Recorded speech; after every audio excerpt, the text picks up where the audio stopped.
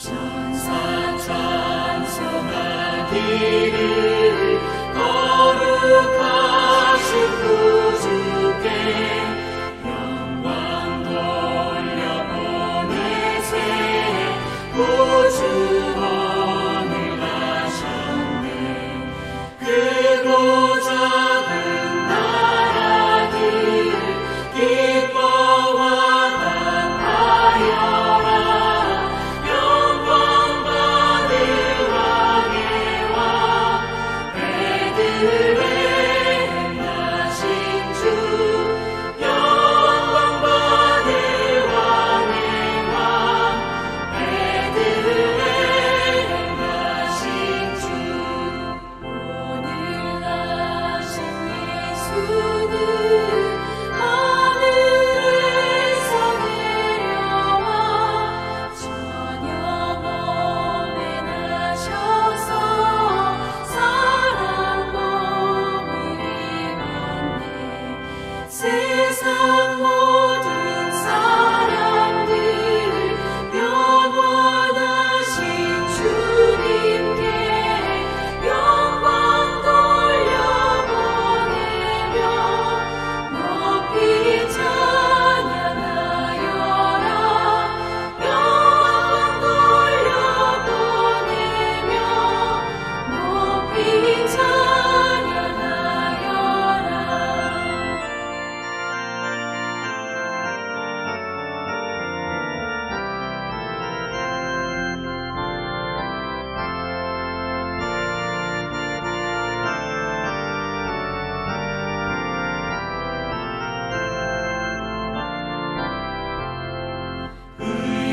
의로우신 예수는 영화의 왕이시고 세상 빛이 되시며 우리 생명 되시네.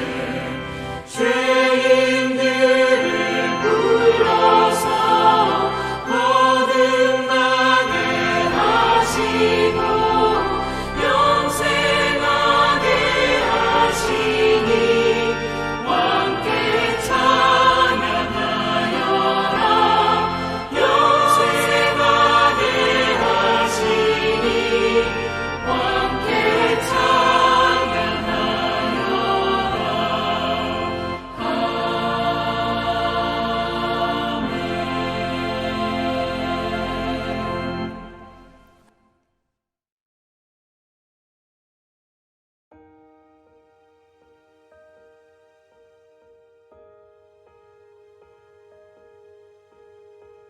그때에 가이사 아구스도가 영을 내려 천하로 다 호적하라 하였으니 이 호적은 구레뇨가 수리아 총독이 되었을 때에 처음 한 것이라.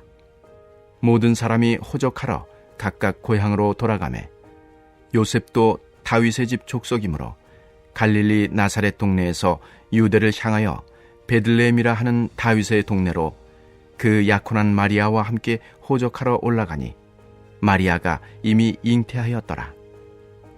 거기 있을 그때에 해산할 날이 차서 첫 아들을 낳아 강보로 싸서 구유에 누웠으니 이는 여관에 있을 곳이 없음이로라. 그 지역의 목자들이 밤에 밖에서 자기 양떼를 지키더니 주의 사자가 곁에 서고 주의 영광이 그들을 두루 비추매 크게 무서워하는지라. 천사가 이르되 무서워하지 말라. 보라, 내가 온 백성에게 미칠 큰 기쁨의 좋은 소식을 너희에게 전하노라. 오늘 다윗의 동네에 너희를 위하여 구주가 나셨으니 곧 그리스도 주시니라. 너희가 가서 강보에 쌓여 구유에 뉘어있는 아기를 보리니 이것이 너희에게 표적이니라 하더니 호련히 수많은 천군이 그 천사들과 함께 하나님을 찬송하여 이르되 지극히 높은 곳에서는 하나님께 영광이요 땅에서는 하나님이 기뻐하신 사람들 중에 평화로다 하니라. 하나님께서 사랑하시는 우리 안디옥교 성도님들 잘 주무셨습니까? 은혜의 주일 아침입니다. 그리고 미리 크리스마스. 내일이 성탄절이네요. 성탄절은 예수 그리스도의 오심을 기뻐하고 감사하며 기념하는 그러한 날입니다. 또한 다시 오실 예수 그리스도를 기대하며 이 세상에서 우리가 어떻게 살아가야 할지를 다짐하고 또 우리의 삶을 돌아보는 그러한 날이기도 합니다. 오늘 본문은 로마 황제가 인구 조사를 명령하는 그러한 역사적 사실의 맥락 속에서 다윗의 고향 유대 땅 베들레헴에서 태어나신 아기 예수님의 탄생 사건을 다루고 있습니다. 그리고 본문 후반부에는 당시에 천대받던 직업인 목자들이 예수님의 탄생에 대한 계시를 처음 받고 처음 받았던 그러한 내용을 담고 있습니다. 예수님의 탄생은 역사적으로 사실입니다. 그것을 강조하고자 누가복음의 저자 누가는 로마 황제 가이사 아구스도의 때, 그리고 구레뇨가 수리아 총독이 되었을 때, 이렇게 오늘 본문 처음에 밝히고 있습니다.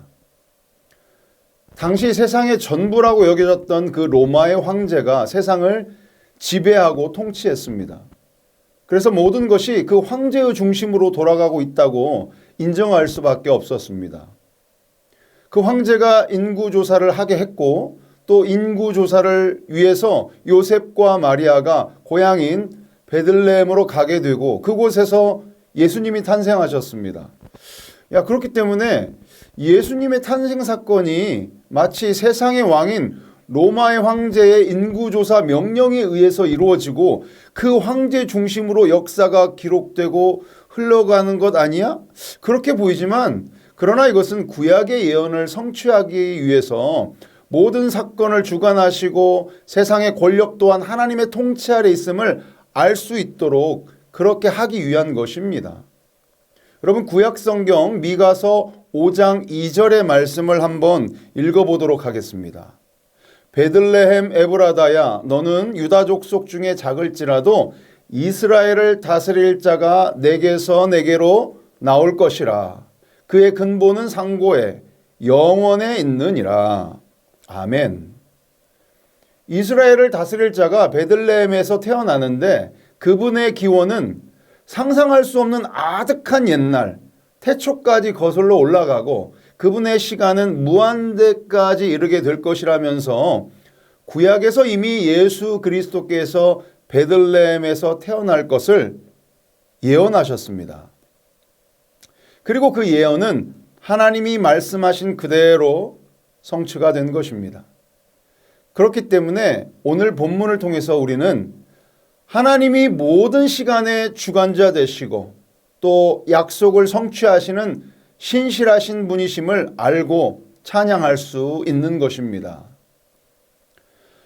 호적을 정리하라는 그 세상의 왕의 명령을 따라 요셉과 마리아는 베들레헴에 가게 되는데요. 이것은 마치 우리나라 추석이나 설 명절에 민족의 대이동이 벌어지는 것처럼 그 시대에도 많은 인파들이 한 번에 고향으로 몰렸기 때문에 아마 그 지역에 머물 수 있는 여관이 없었습니다. 오늘 본문에 번역된 이 여관이라고 표현된 곳은 헬라어 원어로 보면 카탈리마라고 하는데요. 이것은 우리가 오늘날 생각하는 그러한 여관이나 모텔 같은 그러한 의미가 아니고 보통 그 당시 가정집에 딸린 손님용 사랑방을 여관이라고 번역한 것입니다. 당시 가정집의 모습은 안방과 손님용 사랑방 그리고 가축을 쉽게 먹이고 돌보기 위한 실내 외양간으로 구성이 되어 있었습니다.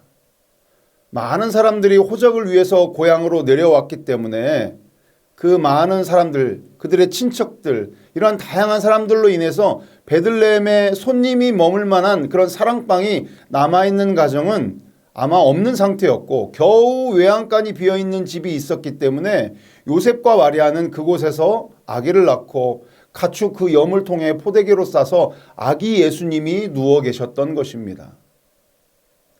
오늘 본문에서는 예수님의 탄생 소식을 천사가 나타나서 목자들에게 알려주는데요.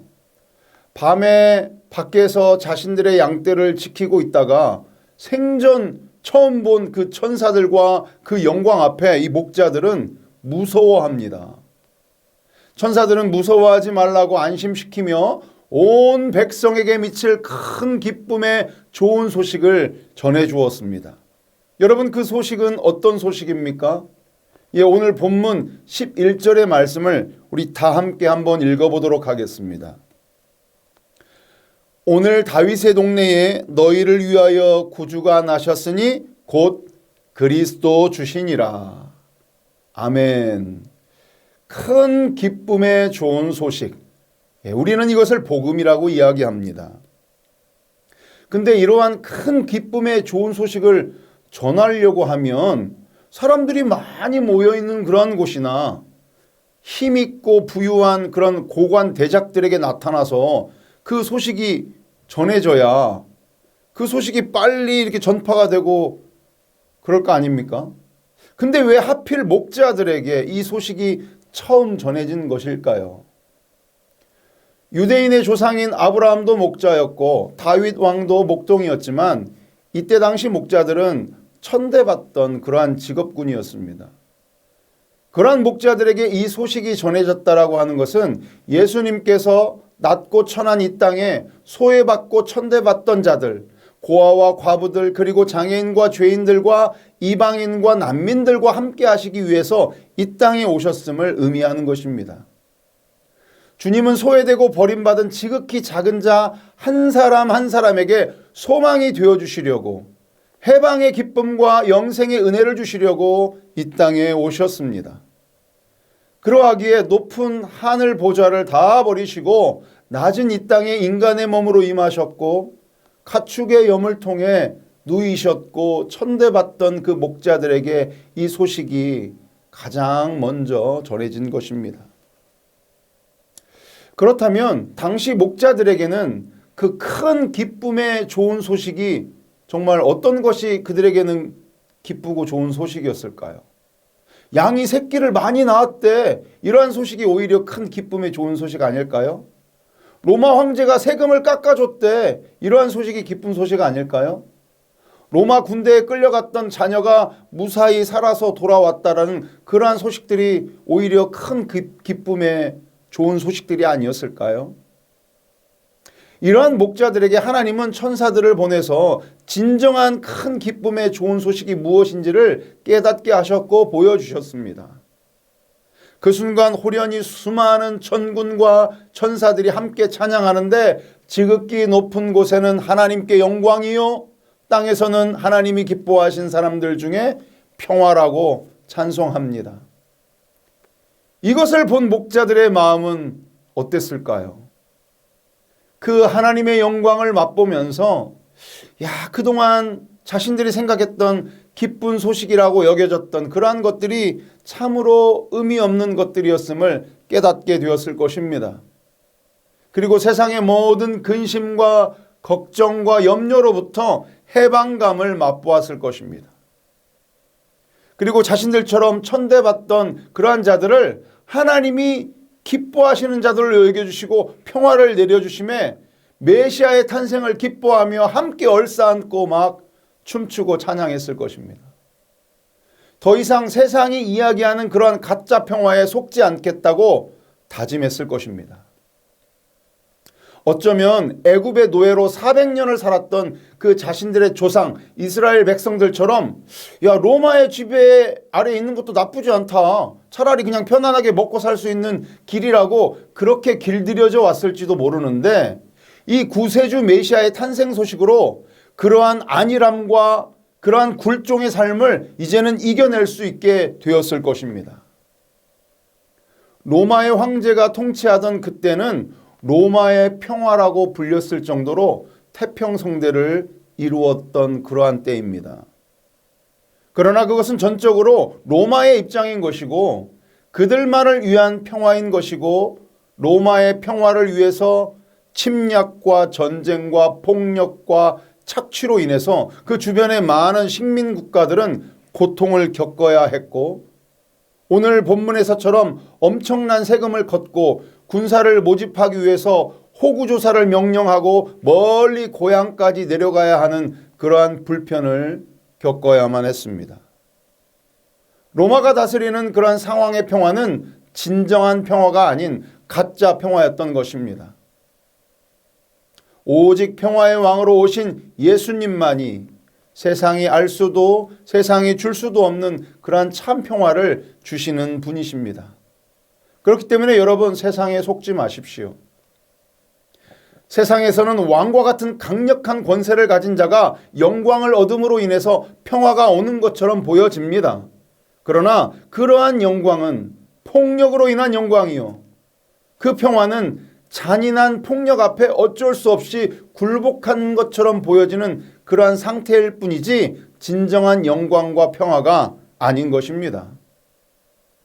오늘날에도 대통령이 바뀌고 정권이 바뀌고 새로운 지도자가 등장하면 새로운 시대가 열릴 것처럼 우리를 현혹합니다. 그러나 그것은 거품이요, 오래가지 못합니다.